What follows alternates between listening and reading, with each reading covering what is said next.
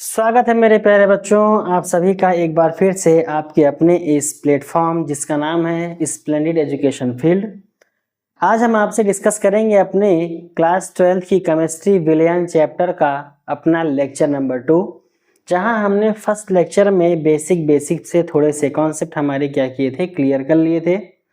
आज जो हम आपसे टॉपिक के बारे में डिस्कस करेंगे अपनी इस पोर्शन में, वो हमारा होगा सबसे पहला मोल अंश, जो कि बहुत ही इंपॉर्टेंट टॉपिक है आपके सारे के सारे।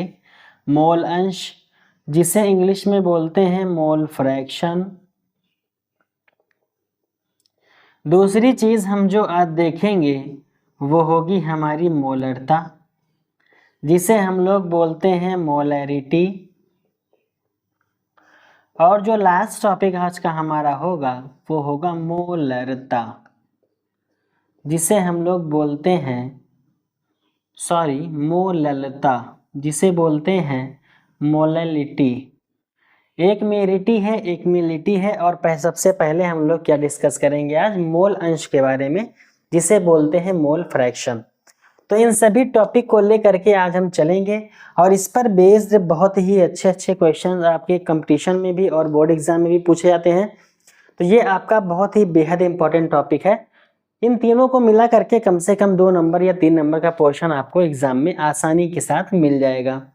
तो जिस प्रकार से आपको नोट डाउन करवाएंगे वैसे ही करते चलिएगा और इसको अच्छे से हम लोग समझते हुए चलेंगे कि आखिर इन सब हेडिंग्स में इन सब चीज़ों का मतलब हमारे इस विलयन चैप्टर में आता क्यों है और इसका मतलब क्या है। तो देखते हैं आज की पहली हेडिंग अपनी मोल अंश। तो बच्चों सबसे पहले आज जो हेडिंग हम डिस्कस करेंगे वो हमारी कौन सी होगी, मोल अंश के बारे में। ठीक है, तो मोल अंश का मतलब आखिर होता क्या है। सबसे पहले आप अगर बेसिक कॉन्सेप्ट्स पढ़ करके आए हैं अपने क्लास 11th के टॉपिक में, जिसे मोल कॉन्सेप्ट बोलते हैं, तो आपको पता होगा।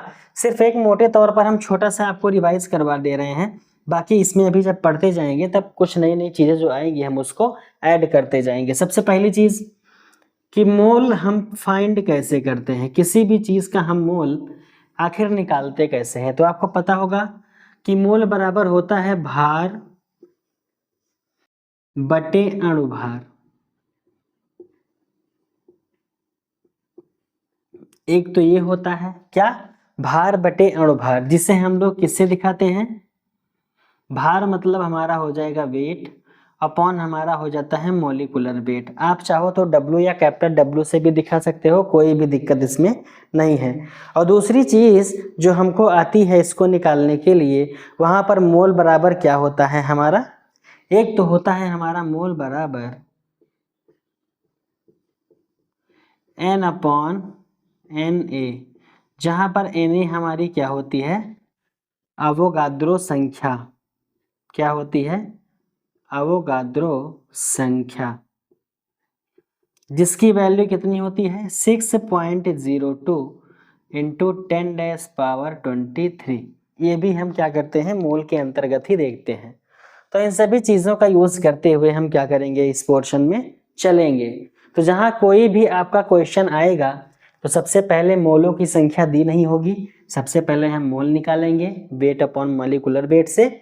उसके बाद क्वेश्चन में जो दिया होगा उसका फॉर्मूला यूज करेंगे और आंसर को हम फाइंड करेंगे। तो पहले मोल अंश की हम परिभाषा देखते हैं कि आखिर मोल अंश हमारा होता क्या है और इसमें क्या क्या चीजें आती हैं। अंश का मतलब क्या होता है, एक छोटा सा पोर्शन या किसी भी चीज का भाग, हमारे मोल में उपस्थित कोई भी हमारा एक छोटा सा भाग। तो यहाँ पर कोई भी दो चीजें जब आपस में मिलाई जाती हैं, मतलब हमारा कहने का कि दो चीजें आपस में जब मिलाई जाती हैं तो उनके मिलने से बनता है क्या, विलयन। वो भी कैसी, अगर समांगी मिश्रण है तब कहलाया जाएगा बी हमारा क्या, विलयन। और अगर विषमांगी मिश्रण है तो वहां पर विलयन नहीं कहेंगे उसे। विलयन का मतलब ही है समांगी मिश्रण पूर्ण रूप से एक दूसरे में घुल जाए और हर जगह से उनका संगठन कैसा हो, एक समान हो, वही विलयन कहलाता है। अब मोल अंश में जो यहाँ बातें आई हैं, यहाँ पर सबसे पहले नोट डाउन करेंगे मोल अंश में हम कि विलयन के सभी अवयवों के मोल अंश का योग, विलयन के सभी अवयवों के, विलयन के सभी अवयवों के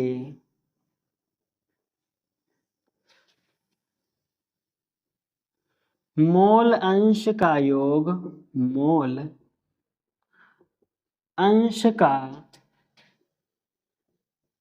योग। अब यहाँ पर योग का मतलब क्या है, आपको अभी हम एक छोटा सा फिगर बना के भी दिखाएंगे क्या है। इसका योग किसके बराबर होना चाहिए, तो बच्चों इसका 1 के बराबर योग होता है। किसके बराबर, 1 के, यानी 1 के, 1 के बराबर होता है, होता है। एक तो पॉइंट हमारा ये हो जाएगा। दूसरी चीज आएगी कि इसको हम नोट डाउन कैसे करेंगे। तो हम क्या करेंगे, इसे x से निरूपित करते हैं। किससे करेंगे, x से। इसे x से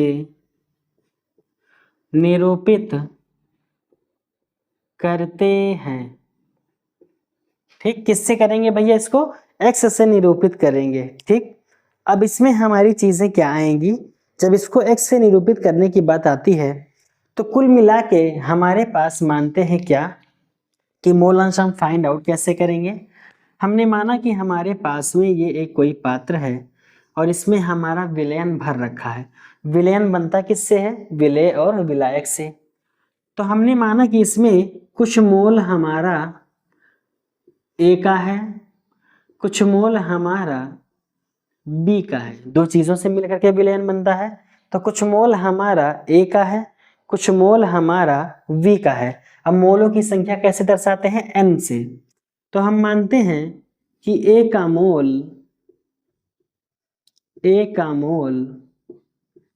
कितना है, स्मॉल n a, ये हो गया मोल। और B का मोल कितना हो गया, NB। दोनों चीजें आपस में मिली। अब यहां अगर हम आपसे पूछें कि विलयन का कुल मोल कितना हो जाएगा, तो कुल मोल कितना होगा, पहला मोल दूसरा मोल दोनों जोड़ देंगे तो कुल मोल निकल आएगा। तो यहां से अगर कुल मोल की बात करें हम, तो विलयन का कुल मोल कितना हो जाएगा, Na प्लस NB, ये हो जाएगा हमारा कुल मोल। अब यहां से जो कुल मोल हमारा निकल करके आया, तो पहली चीज, दो चीजें आपस में हमने मिलाई, एक A था दूसरा B था, यानी एक विलायक था दूसरा विलेय था हमारा। दोनों में देखें तो A का मोल हमने माना Na, B का मोल हमने मान लिया NB। सारी चीजें हाइपोथेटिकल हैं, आपको लेकर के चलनी है, मान के चलनी है, कोई भी दिक्कत नहीं है, आराम से समझ आएगा, बस धीरे धीरे पढ़ते चलेंगे। तो विलयन का कुल मोल हमने क्या माना कि पूरा विलयन जब इन दोनों के मिलने से बना है तो दोनों को मिला देंगे, यानी जोड़ देंगे, तो हमारा कुल मोल आ जाएगा। अब यहां से अगर आपसे पूछे कि भैया हमको A का मोल अंश बताओ जो हम पढ़ रहे हैं, या B का मोल अंश बताओ जो हम पढ़ रहे हैं, तो आप कैसे इसको फाइंड आउट करोगे। तो दोनों चीजों को निकालने के लिए कैसे निकालेंगे इसको, तो हम देखते हैं यहां से A का मोल अंश कैसे निकालेंगे, इसकी बात आती है। दूसरी चीज B का मोल अंश, ये कैसे हमको पता चलेगा, दोनों चीजों का मोल अंश ही निकालना है, यानी मोल फ्रैक्शन ही निकालना है।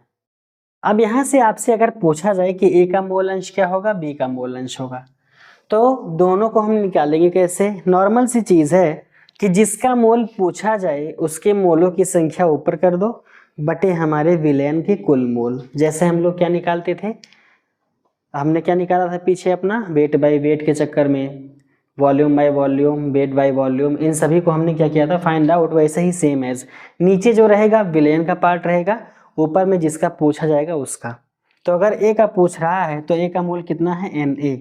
तो यहाँ पर पहले फॉर्मूला बनाएंगे कि अगर A का मोल अंश निकालना है तो हम कैसे निकालेंगे। तो निकालेंगे A के मोल डिवाइडेड बाई विलयन का कुल मोल। विलयन का कुल मोल। इसी को अगर थोड़ा सा और छोटा करना चाहें तो ए के मोल कितने हैं, Na। विलयन का कुल मोल कितना है, Na प्लस Nb। तो एक तो हमारा ये आ गया। दूसरी चीज B का मोल अंश निकालना हो तो यहाँ पर क्या हो जाएगा, B के मोल डिवाइडेड बाई विलयन का कुल मोल, विलयन का कुल मोल। तो यहाँ से अगर देखें तो B का मोल कितना है, Nb डिवाइडेड बाई विलयन का मोल Na प्लस Nb। ये हमारा दूसरा आ जाएगा। तो हमने क्या फाइंड किया अभी कि A का मोल अंश कितना आया और B का मोल अंश कितना आया। अगर हम इसमें से दोनों का मोल अंश एक साथ निकालना चाहें, विलयन का मोल अंश, तो क्या हो जाएगा यहाँ पर, आइए देखते हैं आगे। यहाँ से अगर हम कंप्लीट मोल अंश निकालना चाहें तो कैसे निकलेगा, दोनों के मोल को ऐड कर देंगे। तो पहला मोल हमारा XA प्लस दूसरा हमारा XB, ठीक है। यानी XA हमारा और XB दोनों को ऐड करेंगे हम, तो कैसे, दोनों का मोल हमने क्या निकाला था, पहले A का निकालते हैं। तो A का हमने क्या निकाला था, Na upon Na plus Nb, ये हमारा A का था, प्लस B का हमारा कितना था, Nb upon Na plus Nb। अब यहाँ से आपको थोड़ा गणित का पोर्शन यूज करना पड़ेगा, मैथ्स का आपको। दोनों में अगर Na Nb का हम एलसीएम लेना चाहें तो आएगा Na प्लस Nb। ऊपर में इससे इसको डिवाइड करके मल्टीप्लिकेशन जब करेंगे तो वहां भी आएगा Na प्लस Nb। यहाँ पर हमारा XA प्लस XB, इस Na Nb से इस Na Nb को हम कैंसिल आउट करेंगे तो हमारा यहाँ से XA प्लस XB आ जाएगा 1। इसीलिए हमने कहा था आपसे कि विलयन में कोई भी मोल अगर हमारा उपस्थित है या उसमें जो भी पोर्शन पाया जाएगा विलय या विलय का, दोनों के मोल अंश का योग हमेशा किसके बराबर आता है, 1 के बराबर। तो यही होता है हमारा क्या, मोल अंश। अब इसमें हम लास्ट पोर्शन में देखेंगे इसका क्वेश्चन, और आपको अभी जितने भी पोर्शन हम पढ़ाते चलेंगे सबका क्वेश्चन आपको करवाएंगे, जिससे थोड़ा बहुत टॉपिक आपका क्या हो, क्लियर हो जाए। तो आसानी के साथ लास्ट में हम लोग क्वेश्चन करेंगे, स्टार्टिंग में जितने टॉपिक हमको पढ़ने हैं उसको कंप्लीट करते हैं। तो बढ़ते हैं अपने अगले टॉपिक की तरफ, जिसको हम डिस्कस करेंगे, हमारा कौन सा पोर्शन, मोलरता। तो बच्चों बहुत ही प्यारा सा टॉपिक हमारा दूसरा है, क्या चीज़, मोलरता। पहले देखते हैं मोलरता किससे कहेंगे। तो आप देखो तो हर जगह बात हमेशा दो ही चीज़ की आएगी, विलय और विलय की, लास्ट में मिलने से बन गया विलयन। उसी में जितने भी टर्म्स हमको देखने हैं सब इसी के अंतर्गत पढ़ना है, इससे अलग कुछ नहीं। बस थोड़ा सा विस्तार होता चला जाएगा आगे की तरफ में, और पोर्शन थोड़े से बड़े हो जाएंगे, डेरिवेशन थोड़ा सा आ जाएगा, इन्हीं सबको देखते हुए चलना है, बाकी किसी भी तरह की प्रॉब्लम्स नहीं आएंगी इसमें। तो मोलरता किससे कहते हैं, तो मोलरता का मतलब होता है कि विलयन जो हमारा होता है वो कुछ ना कुछ हमारा वॉल्यूम उसका घेरा रहता है, यानी उसका कुछ ना कुछ क्या होता है, आयतन।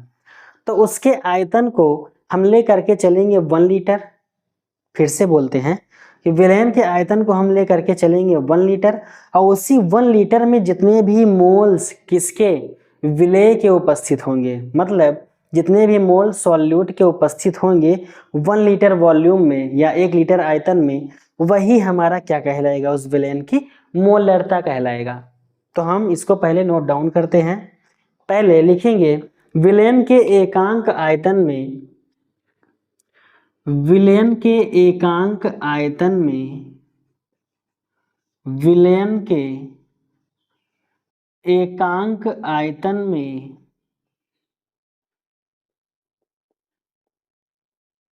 विलयन के एकांक आयतन में, अब यहाँ पे हम क्या मानेंगे, एकांक आयतन में 1 लीटर, ठीक। एकांक आयतन में उपस्थित विलय के मोलों की संख्या, उपस्थित विलय के मोलों की संख्या उपस्थित विलेय के मोलों की संख्या उस विलयन की मोलरता कहलाती है। उस विलयन की मोलरता कहलाती है।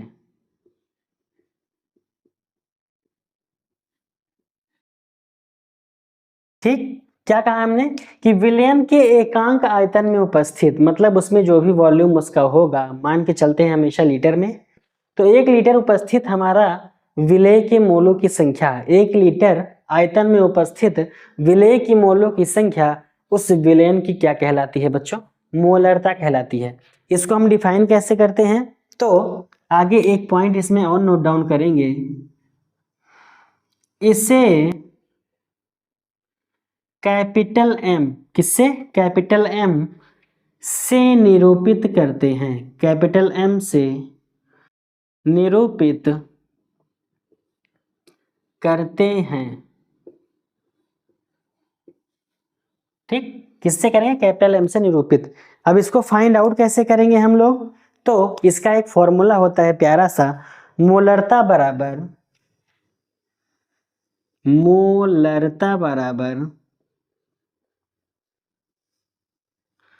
विलेय के मोलों की संख्या, विलेय के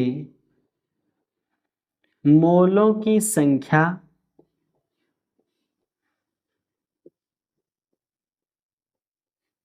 डिवाइडेड बाई विलयन का आयतन। विलयन का आयतन मतलब उसका वॉल्यूम, वो भी किसमें कहा हमने? लीटर में।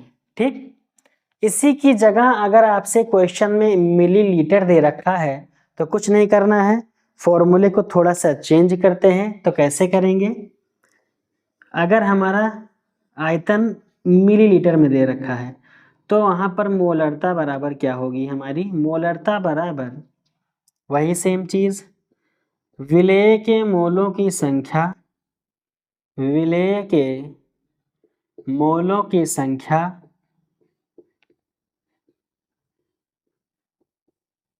बटे विलयन का आयतन, जैसे है सेम एज वैसे ही, विलयन का आयतन। क्या कहा हमने? अगर किस में दे रखा हो?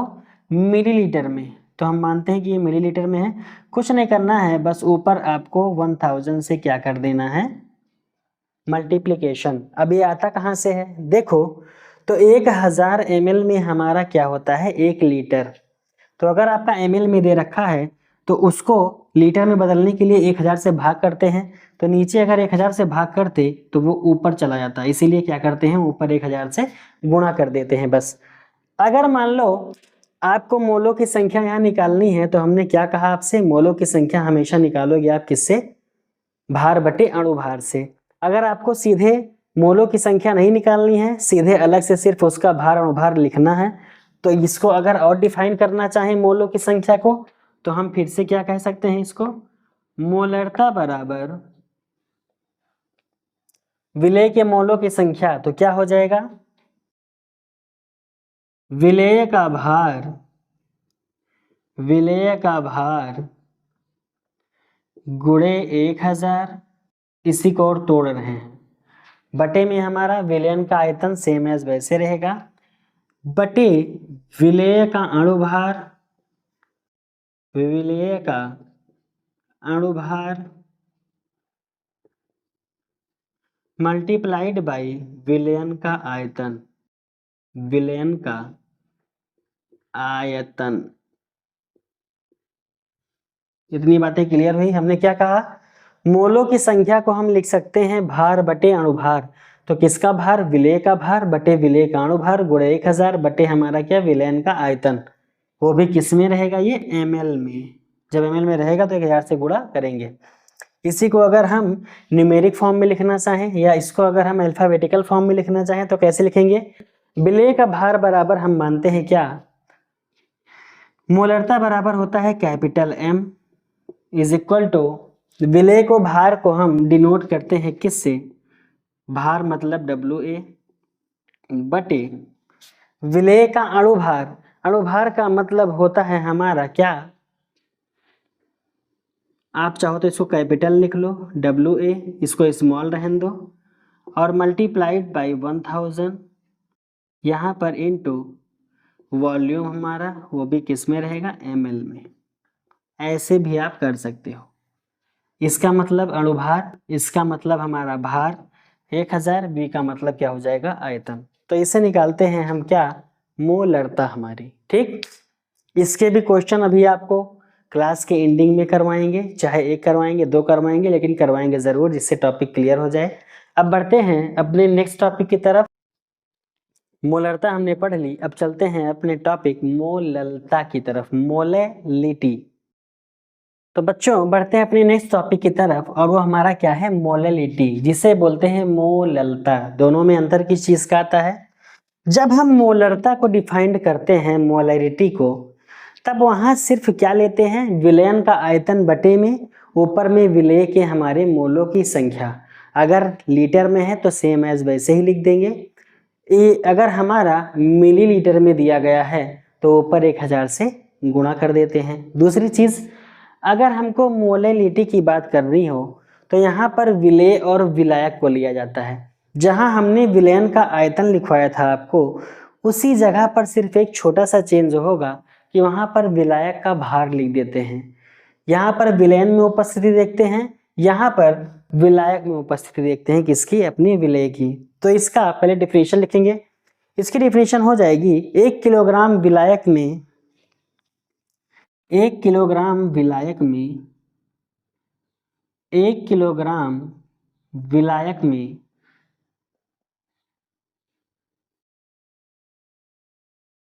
उपस्थित 1 किलोग्राम विलायक में उपस्थित विलेय के मोलों की संख्या, विलेय के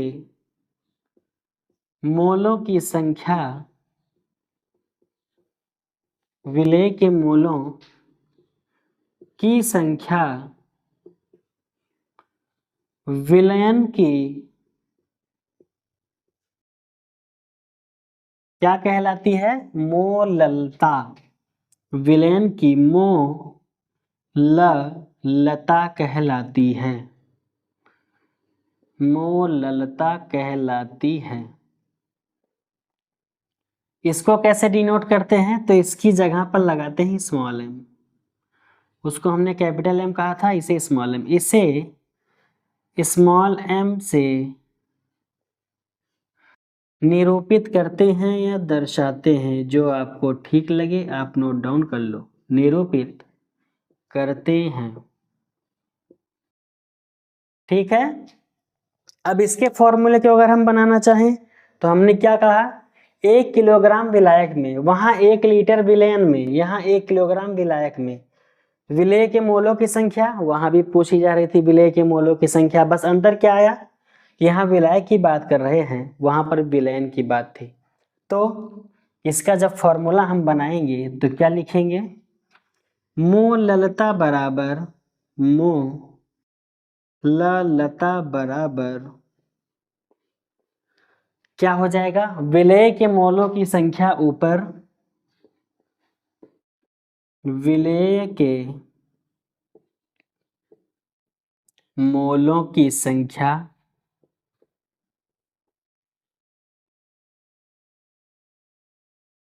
डिवाइडेड बाय, यहां विलयन नहीं आएगा, क्या आएगा, विलायक, विलायक का भार। क्योंकि विलायक क्या होता है, हमेशा आपका किस अवस्था में अधिकतर पाया जाता है, ठोस में या चाहे जैसे भी, तो हमेशा इसके भार को लेंगे, 1 किलोग्राम 2 किलोग्राम 3 किलोग्राम 500 ग्राम, जितना मर्जी उतना। विलायक का भार तो यहाँ पर किस में लेंगे, किलोग्राम में। अब जैसे वहां हमने लीटर को ml में बदला था, वैसे किलोग्राम को आपको ग्राम में भी बदल के एक फॉर्मूला और बना लेना है। तो क्या हो जाएगा वो, मोललता बराबर विलेय के मोलों की संख्या, विलेय के मोलों की संख्या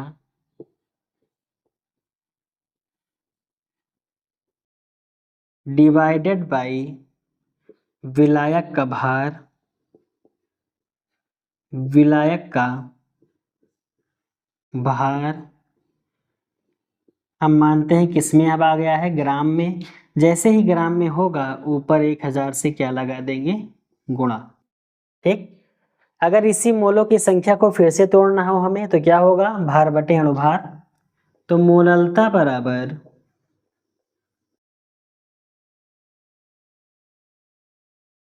विलेय का भार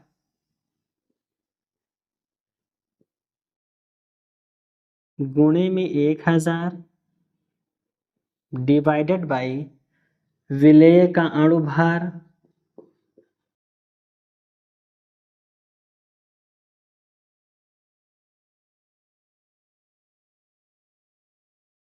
इंटू विलायक का भार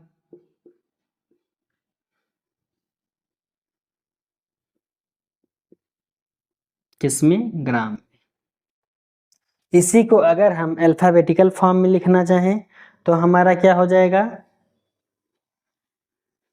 मोललता को लिखते हैं स्मॉल m से, इज इक्वल टू विलेय का भार का मतलब WA डिवाइडेड बाई, अब इसको आप चाहे अणुभार को WA लिखो बड़ा वाला या फिर MA लिखो, कोई दिक्कत नहीं, ये हो जाएगा MA इंटू 1000 इंटू हमारा क्या हो जाएगा, विलायक का भार। और विलायक का भार कैसे लिखते थे हम लोग, अभी हमने देखा था, तो वो हो जाएगा WB। विलेय का भार अगर WA है तो विलायक का भार क्या हो जाएगा, WB। ये हमारा किसमें, ग्राम में। तो इसको भी यूज आप कर सकते हो। हमने अपने 3 टॉपिक आज के कवर किए, कौन कौन से, मोल अंश, मोलरता, मोललता, तीनों को हमने टॉपिक को कवर किया अभी आपके सामने। Mole fraction, molarity and molality, तीनों का हमको फॉर्मूला भी पता चल गया।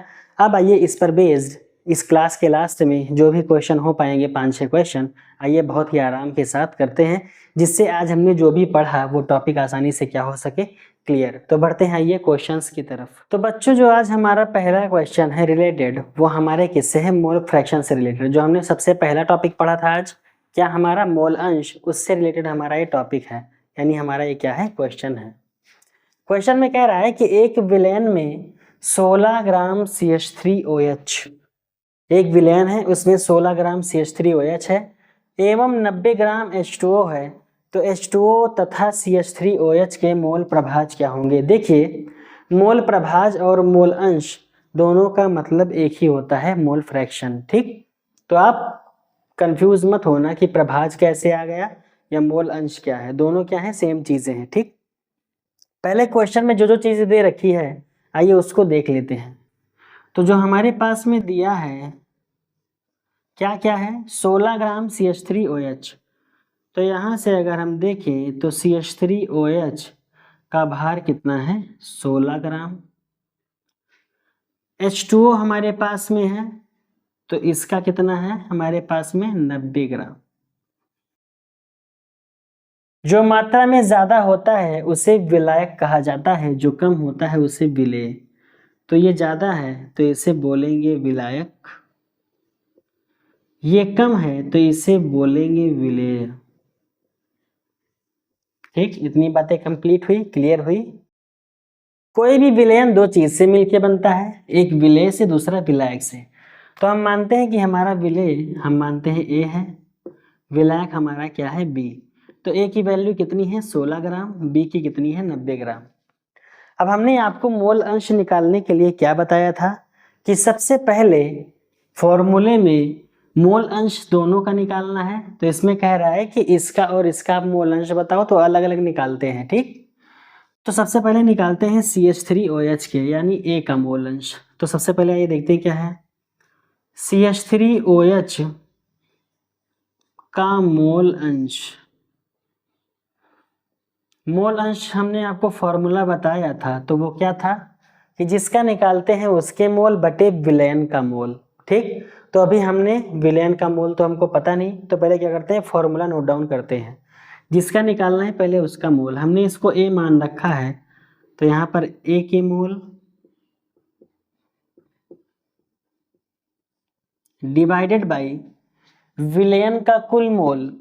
विलेन का कुल मोल कितना होता है, ए और प्लस बी, तो ए प्लस बी ऐसे निकालेंगे। ठीक, अब हमको ना ए का मोल पता है ना ए और बी का मोल पता है। अगर आपने क्लास 11th में अच्छे से अपना पहला टॉपिक पढ़ रखा है मोल कॉन्सेप्ट, मोल संकल्पना, तो आपको मोल निकालना आता होगा। हमने पहले भी आज आपको टॉपिक के स्टार्टिंग में बताया था क्या, कि मोल बराबर होता है भार बटे अणुभार। तो पहले इसका मोल निकालते हैं, फिर इसका मोल निकालते हैं। जब भी इसमें कोई भी क्वेश्चन आएगा आपको सबसे पहले हमेशा मोल से होकर ही आगे बढ़ना पड़ेगा। तो मोल दोनों का निकालते हैं। सबसे पहले निकालते हैं ए का मोल। तो मोल बराबर हमने आपको क्या बताया था, भार बटे अणुभार। भार कितना दे रखा है, 16 ग्राम। अणुभार कैसे निकालते हैं, देखो आप, तो कार्बन कितना होता है, CH3OH, ये हमारा मेथिल अल्कोहल है। तो कैसे निकालेंगे, कार्बन होता है 6 और उसका डबल करते हैं तो अणुभार निकल आता है 6 दूनी 12, प्लस हाइड्रोजन की संख्या 3 है, हाइड्रोजन का 1 होता है तो 3, प्लस ऑक्सीजन का कितना होता है 16, प्लस हाइड्रोजन का फिर से कितना है 1, 16 1 17, 17 3 20, 20 और 10 30, 30 और 2 32, 16 एकम 16, 16 दूना 32, कितना आया ये 1/2। इससे इसको जब काटेंगे तो आ जाएगा 0.5। ठीक, ये हमारा किसका निकल आया मोल, ए का। अब आइए निकाल लेते हैं बी का मोल। तो हमारा क्या है H2O, तो इसमें बी का मोल अगर निकालेंगे तो ये भी हमारा क्या हो जाएगा, भार बटे अणुभार। भार कितना दे रखा है 90 ग्राम, तो 90 ऊपर। H2O कितना होता है, तो आइए लिख लेते हैं H2O। हाइड्रोजन कितना होता है 1, 2 है हमारे पास तो 2, प्लस ऑक्सीजन कितना होता है 16, 16 और 2 कितना हो गया 18, 18 पंजे 90। इसका मोल कितना आया हमारे पास 5। अब आसानी के साथ हमारा क्या होगा, ये निकल आएगा। दूसरा हमको निकालना है H2O का मोल अंश बराबर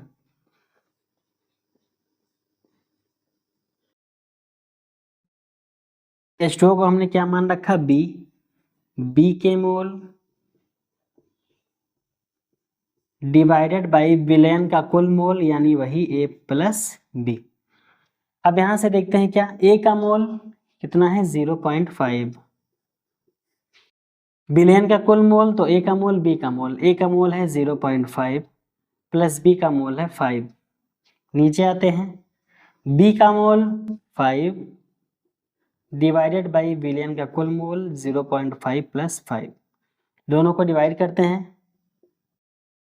अब इसको हम नीचे वाले को ऐड करेंगे तो क्या हो जाएगा 0.5, सेम एज वैसे रहने दो। 5 और 0.5 को ऐड करेंगे तो हो जाएगा 5.5। इस पॉइंट से ये पॉइंट कैंसिल हो जाएगा, बचेगा 5/55। 5 1 जा 5, 5 1 जा 5, 5 1 जा 5। हमारे पास कितना बचा, ऊपर 1 बचा है, तो कितना हो जाएगा ये 1/11। इसको और डिवाइड करो तो कितना आएगा 11 0 11, पॉइंट लगाएंगे कितना बढ़ेगा 1 0, हो जाएगा 10। फिर पॉइंट हमारा लगा ही है, 1 0 और बढ़ाएंगे हो जाएगा 100, 11 9 99, 0.09 ये आएगा। इसको डिवाइड करते हैं तो ये कितना होगा 5 डिवाइडेड बाई 5 इंटू 5, 5.5, ये हमारे पास आ गया। इस पॉइंट को यहाँ से हटाएंगे तो ऊपर 0 आ जाएगा, ये हो जाएगा 50/55, 5 दाहम 50, 5 11 55, ये हमारे पास कितना बचा 10/11। इसको इससे डिवाइड करेंगे तो 11 0 11.11 9 99, हमारे पास कितना आया 0.9, और इसको और आप डिवाइड करोगे तो 0.91 आएगा। अब यहाँ से आंसर को चेक कैसे करते हैं कि हमारा मोल अंश सही आया है कि नहीं, तो हमने आपको क्या कहा था कि मोल अंश जब कभी भी किसी चीज़ का निकालते हैं तो उसमें उपस्थित जो घटक होते हैं विलेय या विलायक, उनके कुल योग का कितना आता है 1 के बराबर। आइए देखते हैं 1 के बराबर आया है कि नहीं। तो पहला हमारा A का कितना आया 0.09, बी का कितना आया 0.91, 9 1 10 0 हासिल 1, 9 1 10 के 0 हासिल 1 1, आपका कितना आया 1 के बराबर आया। तो इसका मतलब ये हमारा मोल अंश क्या है, सही है। अब आइए देखते हैं इसी मोल अंश पर आधारित हमारा दूसरा क्वेश्चन। तो बच्चों हमारा ये आज का दूसरा क्वेश्चन है। देखिए क्या कह रहा है आपसे, कह रहा है 36 ग्राम जल, 46 ग्राम एथिल अल्कोहल तथा 32 ग्राम मेथिल अल्कोहल, 3 चीजें दे रखी हैं, मिलाकर एक मिश्रण बनाया गया।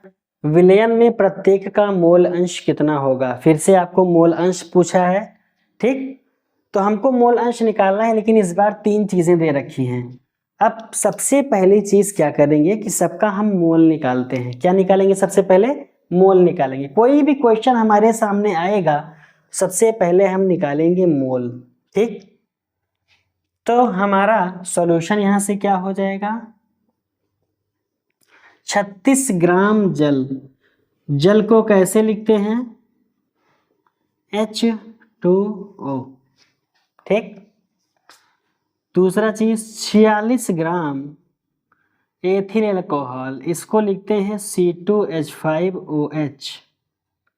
32 ग्राम मेथिल अल्कोहल, 32 ग्राम मेथिल अल्कोहल CH3OH। 3 हमारे पास क्या है, हो गए। हम मानते हैं कि ये A है, ये B है, ये हमारा C है। पहले सबका मोल निकालेंगे। तो पहले पानी का अगर हम मोल निकालेंगे तो पानी का मोल हमारा क्या हो जाएगा, भार बटे अणुभार। भार कितना दे रखा है 36 ग्राम, अणुभार क्या हो जाएगा, हाइड्रोजन के पास 2, ऑक्सीजन का होता है 16, 16 और 2 18, 18 दूनी 36, कितना आया हमारे पास 2। C2H5OH का यानी एथिल अल्कोहल का भार बटे अणुभार, भार दे रखा है 46, अणुभार कितना हो जाएगा, कार्बन, इसको अच्छे से कर लेते हैं। कार्बन कितना है 2, एक कार्बन का होता है 12, 2 का हो जाएगा 24, प्लस हाइड्रोजन का होता है 1, 5 का हो जाएगा 5, प्लस ऑक्सीजन का होता है 16, प्लस हाइड्रोजन का होता है 1। 16 5 21, 21 और 1 22, 22 और 4 26, 26 10 36 और 10 46, कितना आएगा हमारा ये 46। इससे इसको डिवाइड करोगे कितना बचा 1। CH3OH का निकालते हैं। भार 32 ग्राम, अणुभार कितना हो जाएगा 12, 3 15, 1 16, ऑक्सीजन का 16, 16 16 32, 32 से 32 कैंसिल, कितना बचा 1। तो अगर हम देखें तो ये हमारा कितना आया 2, ये किसका मोल है H2O का, 1 किसका मोल है एथिल अल्कोहल का यानी C2H5OH का, ये 1 किसका आया CH3OH यानी मेथिल अल्कोहल का। अब यहाँ से सबके मोल अंश को हम निकालते हैं। H2O का मोल अंश, H2O का मोल अंश, तो H2O का मोल अंश मतलब H2O का मोल बटे में विलयन का कुल मोल। यहाँ से आइए लिख लेते हैं कुल मोल। कुल मोल कितना हो जाएगा, तो कुल मोल में सब आ जाएगा ना, यानी A plus B plus C। A का आया 2, B का आया 1, C का आया 1, कितना हो जाएगा ये 4। कुल मोल कितना आया 4। तो H2O का मोल यानी सबसे ऊपर क्या होगा, उसके मोलों की संख्या बटे कुल मोल। तो उसके मोल कितने हैं 2, कुल मोल कितने आए 4। ये पहला हमारा। C2H5OH का मोल अंश,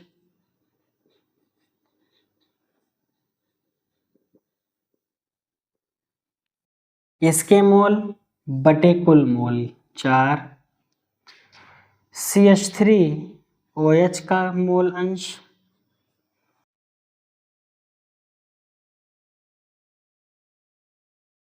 इसके मोल बटे कुल मोल, डिवाइड करो आप तो 4 0.4 पंजे 20, 0.5 आया, ठीक।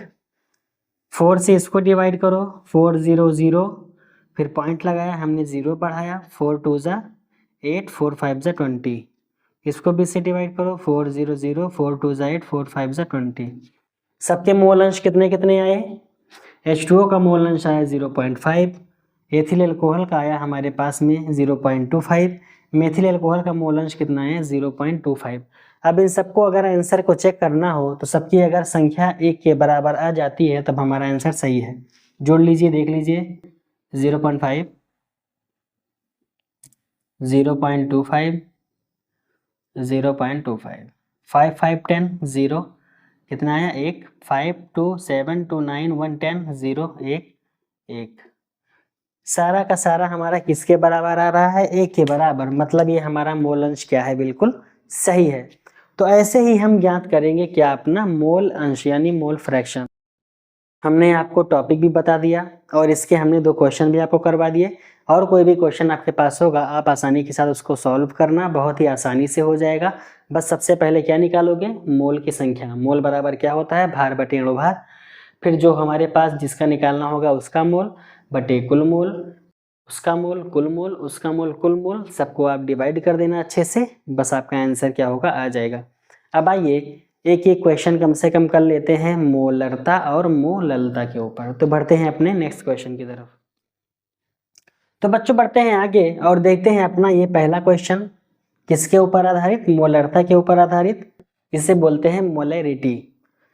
तो यहाँ पर क्वेश्चन में साफ साफ कह रहा है कि उस विलयन की मोलरता ज्ञात कीजिए जिसमें 5 ग्राम NaOH 450 ml विलयन में घुला है। आपको मोलरता ज्ञात करनी है। पहले क्या क्या चीजें दे रखी है उसको देखते हैं।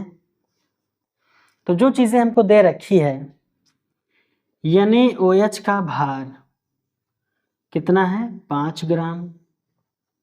विलयन का आयतन, आयतन हमको दे रखा है कितना? विलयन का 450 ml, सॉरी 450 मिलीलीटर यानी ml हमारा। ठीक, 2 चीजें हमको दे रखा था, हमने क्या किया?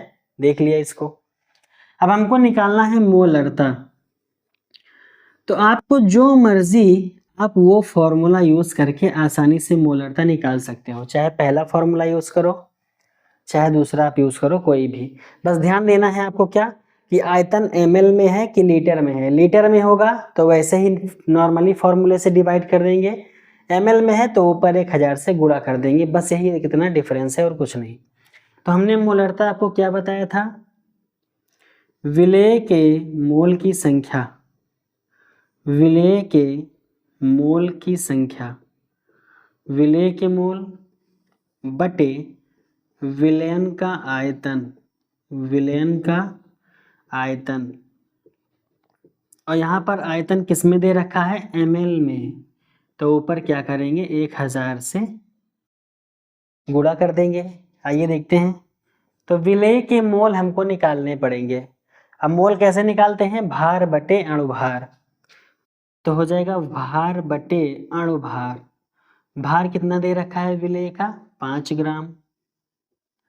अणुभार कितना आएगा हमारे पास? किसका निकालना है? NaOH का। ये है सोडियम, ऑक्सीजन और हाइड्रोजन। सोडियम का होता है 23, ऑक्सीजन का होता है 16, हाइड्रोजन का होता है 1। तो 16 और 1 17, 3 20 और 20 20 कितना होता है हमारे पास में? 40। कितना आ गया? 5 बट्टे 40, 5 अट्ठे 40, कितना आया? 1/8। कितना है हमारे पास? 1/8। अब इसको आप चाहो तो और भी डिवाइड कर सकते हो। 0.1 कितना बचा? 2।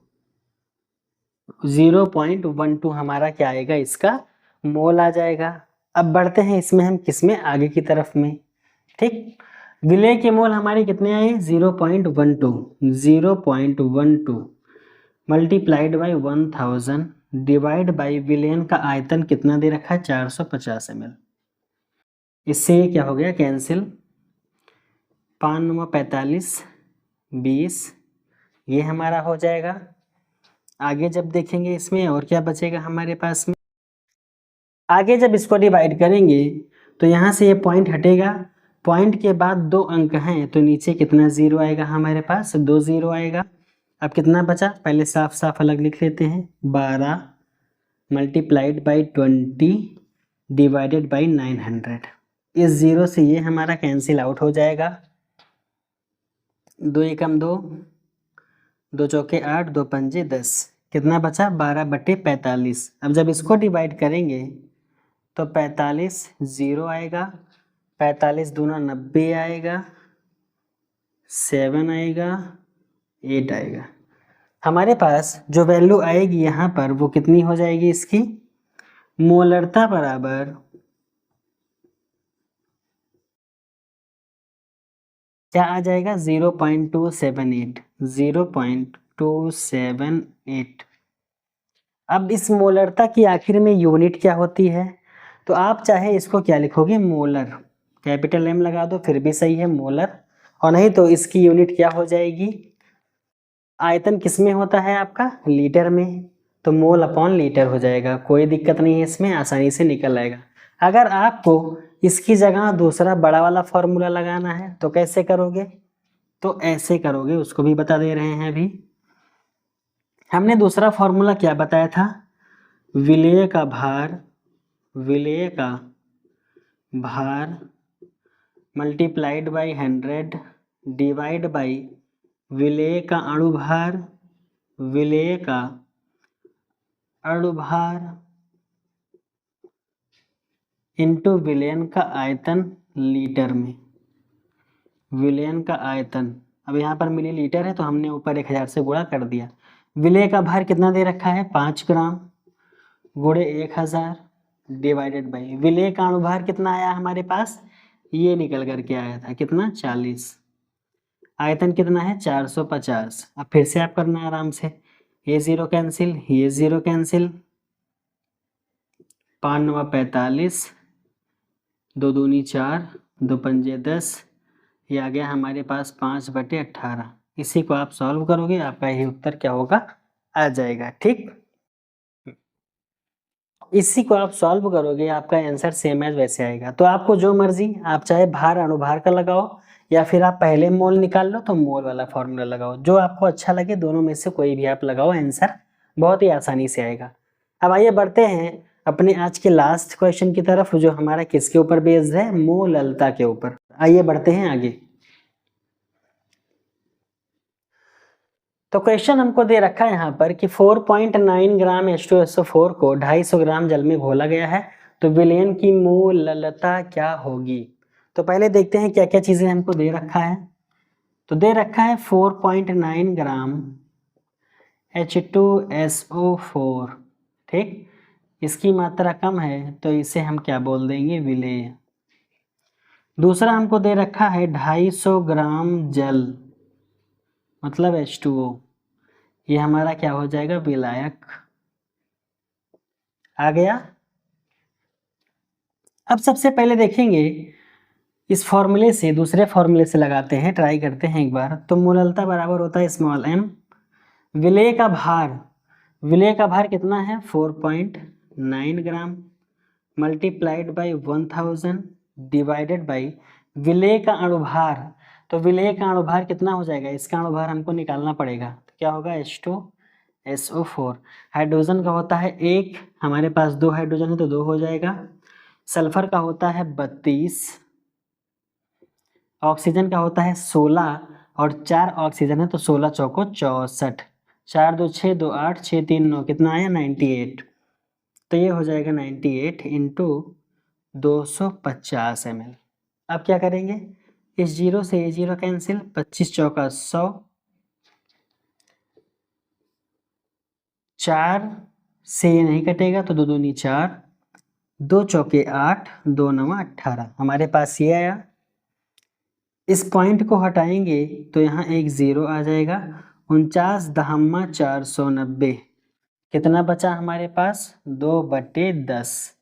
इससे इसको काटेंगे तो 10 0 हम 0, 10 दूना 20, 0.2 मोलल, 0.2 मोलल, ये हमारा क्या होगा, आंसर आ जाएगा। तो ये था हमारा किस पर आधारित क्वेश्चन, मोललता पर। आप चाहो तो विलेय का मोल गुणे 1000 बटे विलायक के भार से भी कर सकते हो, बस पहले आपको मोल निकालना पड़ेगा। तो मोल कैसे निकालेंगे, भार बटे अणुभार, भार कितना दे रखा है 4.9, अणुभार कितना निकाला हमने 98, आगे कितना आएगा, पॉइंट हटाया हमने तो बचा 49/980, ये हमारे पास क्या हुआ 49,980। इस 49 को 980 इसको डिवाइड करेंगे तो हो जाएगा हमारा 20 और 1/20 हमारे पास कितना बचेगा 0.05। इसी को उठा के आप मोल में रख दोगे आंसर आ जाएगा। तो चाहे आप इससे लगाओ चाहे आप उससे लगाओ, मतलब चाहे ऊपर आपका विलेय का मोल रख दो चाहे भार बटे अणुभार रखो। अब ये फॉर्मूला कैसे वो विलेय में या मोल में चेंज होता है, तो भार बटे अणुभार क्या होता है मोल, वही मोल क्या होता है ऊपर लिख देते हैं। तो नॉर्मल सा है आपका ये फॉर्मूला। तो आप चाहो तो ऐसे लगाओ चाहे दूसरे तरीके से लगाओ, कोई दिक्कत नहीं। बस आपको इतना ध्यान रखना है कि जो संख्या में कम होगा उसे विलेय, तो विलेय का भार दिया रहेगा आपको, उसकी जगह आपको उस विलेय का फॉर्मूला पता होना चाहिए। फॉर्मूला क्वेश्चन में दिया भी जा सकता है या नाम भी लिख सकते हैं, तो आपको फॉर्मूला वहाँ पर ध्यान देना होगा। उसी फॉर्मूले का आपको क्या करना है अणुभार निकालना है, और आप चाहे तो यहाँ भार बटे अणुभार से लिख सकते हो या फिर अलग से मूल निकाल के उससे लगा सकते हो, कोई भी दिक्कत नहीं है। अब आज के लास्ट अपने इस क्लास की तरफ बढ़ते हुए क्या करेंगे कि आपको 2 क्वेश्चन देते हैं ट्राई करने के लिए अच्छे से, आप उसको एक बार घर से ट्राई करके आना, और अगर नहीं हो पाएगा या कोई दिक्कत होगी, उम्मीद है आपसे कि आप सॉल्व कर ले जाओगे। अगर नहीं भी सॉल्व होता है तो क्या करेंगे, आपको नेक्स्ट क्लास में हम सॉल्व करवाएंगे, ठीक है। तो क्वेश्चन को नोट डाउन करते हैं, क्लास को ओवर करते हैं। तो बच्चों 2 क्वेश्चन आपके लिए है, आप इसको ट्राई कीजिएगा, और आपको अगली क्लास जब स्टार्ट करेंगे तो पहले क्वेश्चन को हम बता देंगे तब आगे बढ़ेंगे। अगले क्वेश्चन में अगले लेक्चर में जो हमारा टॉपिक होगा वो होगा हमारा नॉर्मेलिटी यानी नॉर्मलता के ऊपर बेस्ड, तो उसको हम देखेंगे, ठीक है। क्वेश्चन में कह रहा है कि 9.8 ग्राम हमारे पास सल्फ्यूरिक एसिड है, उसको 10 लीटर जल में घोला गया है, तो विलयन की मोलरता ज्ञात करो, ठीक, मोलरता निकालनी है। दूसरा क्वेश्चन क्या है, 2.5 ग्राम एथेनोइक अम्ल जिसका फॉर्मूला होता है CH3COOH, इसको 75 ग्राम बेंजीन में घोला गया है, तो आपको इसके विलयन की मोललता बतानी है, उसमें मोलरता बतानी है, हाँ मोललता बतानी है। इन 2 क्वेश्चन को आप सॉल्व करके आएंगे, फिर अब बढ़ेंगे अपनी नॉर्मलता की तरफ अपने नेक्स्ट वीडियो लेक्चर में। आज की क्लास हम यहीं तक रखना चाहेंगे, और आपसे उम्मीद है कि आपकी पढ़ाई बहुत ही अच्छे ढंग से चल रही होगी। अगर आपको आज का ये लेक्चर पसंद आया हो तो प्लीज़ इसको एक लाइक कीजिएगा, और कमेंट सेक्शन में एक प्यारा सा कमेंट कीजिएगा, और अपने फ्रेंड्स तक भी शेयर कीजिएगा जिससे इस क्लास का लाभ वो भी ले सकें। ये हमारे नए सेशन 2024-25 की क्लासें हैं, और अगर आप हमारे चैनल पर पहली बार विजिट किए हैं हमारे इस प्लेटफॉर्म यानी स्प्लेंडेड एजुकेशन फील्ड में, तो आप प्लीज़ इसको सब्सक्राइब कीजिएगा, हमको भी इससे थोड़ा सा मोटिवेशन मिलता है। और मिलेंगे आपसे नेक्स्ट लेक्चर में अपने लेकर के अपने एक नए टॉपिक जिसका नाम है नॉर्मेलिटी यानी नॉर्मलता हमारा, उससे रिलेटेड क्वेश्चन, उससे रिलेटेड हमारा जो टॉपिक होगा वो, और उससे हमारा जो फॉर्मूला डेराइव होगा उसको हम देखेंगे।